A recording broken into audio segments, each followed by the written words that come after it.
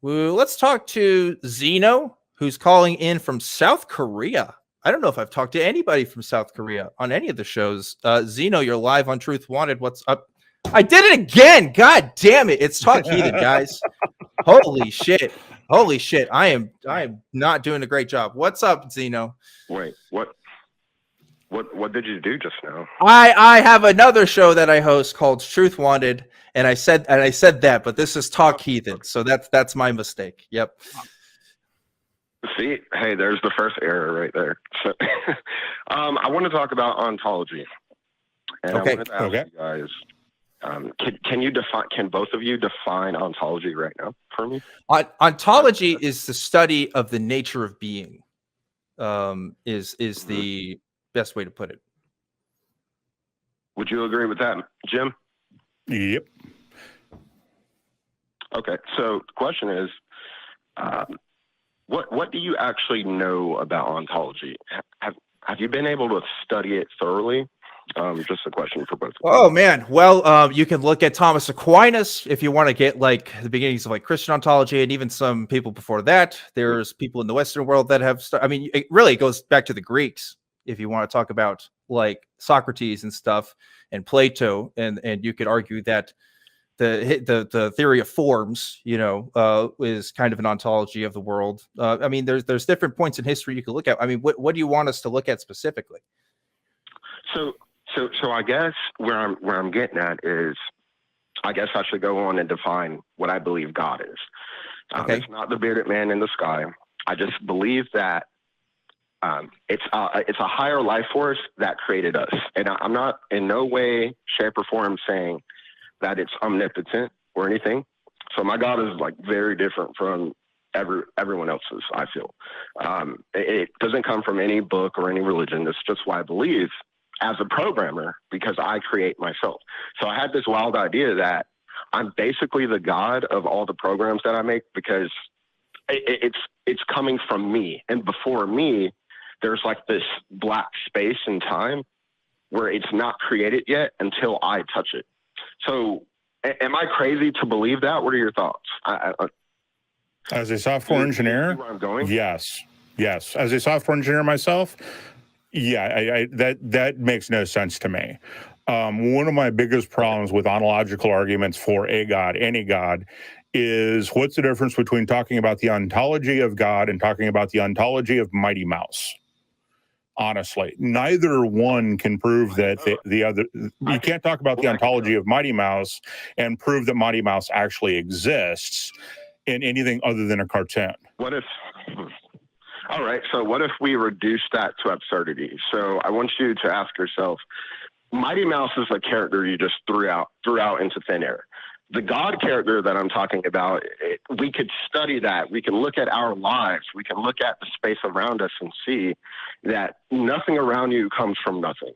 Everything seems to have a cause. Whoa. Wait, there's a claim there. You just snuck in a claim you need to prove. even if that was true, you can't have something from nothing. That has nothing in and of itself to do with the God claim. That's not the claim. That's not the claim he needs to prove. He needs to prove that nothing exists. I misspoke there. Sorry. Yeah. I misspoke there. I didn't mean to say everything in this world comes from something. I meant to say, can you look around you in the space, the restricted space that we can look at? Isn't everything in your space, doesn't that come from something? So again, when we say something comes from something, what we typically mean when we're describing that in the real world around us is we're seeing different states of matter transform into other states of matter, right? Okay. Well, yeah, that's true. Yeah. So let me put it this way, and then I can yield my time. So I think you're on board with what I'm saying. This is where I'm going. Is it possible that there is a higher life form? Let's just take out the term God. Maybe let's just replace that with alien. Is it possible that there's a larger being that can potentially create space and time and matter? I have no idea. So this is what I just heard. This is the equivalent of what I just heard, right? Is it possible that pigs could come flying out my lily white backside? It's the same. It's the same thing when you talk about possible. Now, if you ask me, is it probable? That's a different question. Yeah. But when it comes to possible, Okay, from we really got to narrow it down. Possible Yeah. just opens it way, way up. Yep. So, true. is it probable? I don't know. Okay. Okay. So here's the question: as a creator, I don't even know how to calculate it. I don't even know how to calculate that probability. Yeah, it's true. Here's how you quantify. I'm a numbers guy. I invest in stocks, cryptos, and NFTs. I want to tell you something about numbers. You can actually quantify with the things we do in everyday life. Humans create, animals create, but humans, we're the most intelligent life form so far.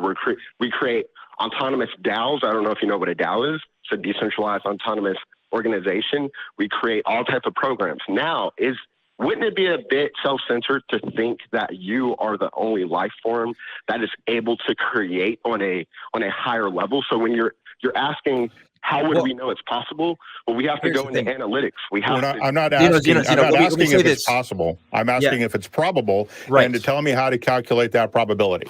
Xeno, here's the thing. It's not that we're not open to there being a creator entity, right? Like, it's not that we're completely closed off to that. We just don't have any particular reason to believe so, right? And citing an argument from incredulity, which is saying, oh, well, wouldn't it be just so unlikely for us to be the only ones? Well, one, we have no idea to really calculate that, as Jim has pointed out.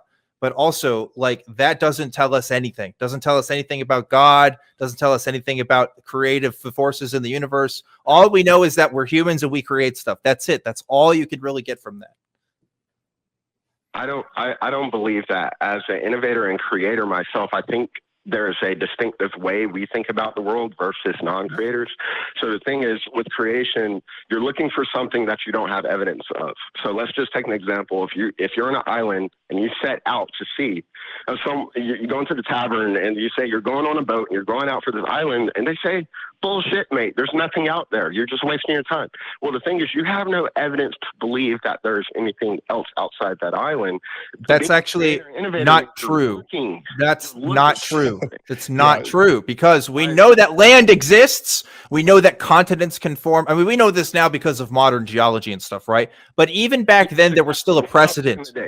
Even back then, there was still a precedent, because they lived on places and they knew islands existed. So there was the possibility of other islands. We have no idea. We have no idea for the existence of a creator entity. We have no idea. We cannot calculate that. There's no probability there. Anyway. Yeah, and I agree with everything that Dan just said, but let me take another tack on this. So what you're talking about, just keeping it to the thought experiment that you delineated, and we're going to leave out things like bird migration patterns. We can leave out a whole bunch of other things that in reality would tell us that there were other islands out there. And the people who would live on that island, and assuming you're a primitive people, might be much more aware of than we are. We're going to leave all that aside and just leave it to the thought experiment that you have. What you have is somebody going into a bar saying, hey, I think there's other islands out there. I'm going to go find out. And how do you go find out? You sail. If you never come back, that doesn't mean there aren't islands out there. It just means that somebody didn't come back. You can't even say they died on the way. If they live past the expected age, you can say they died eventually, but you can't say they even died from the trip. But what you're talking about fundamentally is what we're asking. Where is the trip to go find the other islands? Right? That's what we're asking. And that's what you're not giving us. So we would have to leave the Earth. What I'm saying is we haven't left our island. We haven't left it. So I started the conversation asking you about ontology and how much do you think you know about it? Right. And we've answered your questions. We said one, I have agreed that it's possible, but when we're talking about possibility, the possibility of a higher life form, as you put it, to me is the exact same thing as saying it's possible for pigs to come flying out of my lily white backside. What I'm interested in for evidence is not the possibility, let me finish, is not the possibility, but the probability. And how do you calculate that? And that's because anything is possible. You've got to show me what's probable. You got to give me some way. And when I ask for a calculation, it could be a fuzzy calculation. You could say it's a high probability or a low probability. You don't have to put a number on it for me, but tell me how you calculate that probability. Well, you said not to put a number on it, but you're going to have to use math. You're just going to have to, because you have to base this off of the reality that we already live in. If you ask yourself, what's the probability? What's the math? Life What's the math? Ocean, What's the math? You'll say, I don't know. can I? Oh, wait. Let me. I got you on the math. So the thing is, everything is possible, you said, but to different percentages. So we have to work out what is the percentage that there is this life form. It's not the same percentage as the pigs with the wings, because pigs with wings, there is no foundation for that. I've already agreed to this. Creation, though. Okay, I've already agreed to this. What is the math? Xeno, math is based off math is a description of our reality, right? The probability of things happening in our world. You're talking about something that's literally outside of our reality, right? The thing that has to create reality itself. How do you calculate that within the bounds? That's like if you're playing The Sims and the Sims have to do the calculations of how they know that real people are creating them. I mean, I don't know if they can even do that, right? Well, here's the thing. You just said something great there. So you use The Sims. Let's use a game. I don't think life is a program, by the way. But let's use a game. So in this game, you're asking yourself, what is the chance? What are the chances that there's a life form similar to myself, but not 100% just like me? What are the chances? So that's going to be the numbers you're going to start plugging in to understand that, well, you're on a small rock. Let's reduce this to absurdity. You're on a rock. We have a telescope that can see plenty of galaxies. What are the chances that there is something out there that's like yourself? Those are the numbers you plug in. But I'm going to yield my time. I just got 2 questions for you before I go. Do you guys believe in aliens? I think they're possible. I don't know that I know for a fact that they exist. There is some non-zero chance that they exist. Yes, there is a non-zero chance that they exist. So your percentages on that is very low. You don't think there's a high chance of that? I have no idea. I don't know what the percentage is. It's just non-zero. While we know a lot about the history of our galaxy and the history of the universe, there's still parameters about how life formed on Earth that we don't know about, and therefore can't properly calculate the chances of life occurring on other planets. Right. We can calculate the odds of our kind of life. I see. So I guess the problem with you two and why it's going to be hard for you to understand is because you're not calculating in math. Thank you very much. Goodbye. Okay. Well, that, to quote the dude, that's just like your opinion, man. Like, I don't know. NASA has done a lot of calculations on life on other planets, and even they are not sure. Okay. Right. Cool.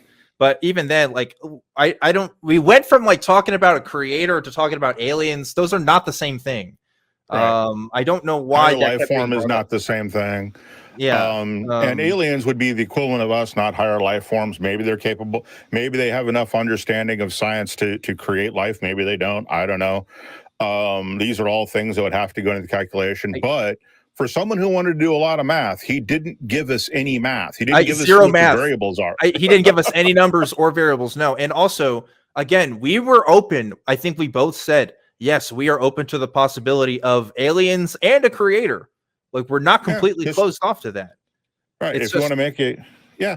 The possibility wasn't off the table. It was the probability. Again, we go back to this over and over again. If you're so sure that it's the most probable explanation, I would love to hear why, but I don't think we heard why. I think we heard a lot of assurances of, oh, this is it. This is why you should.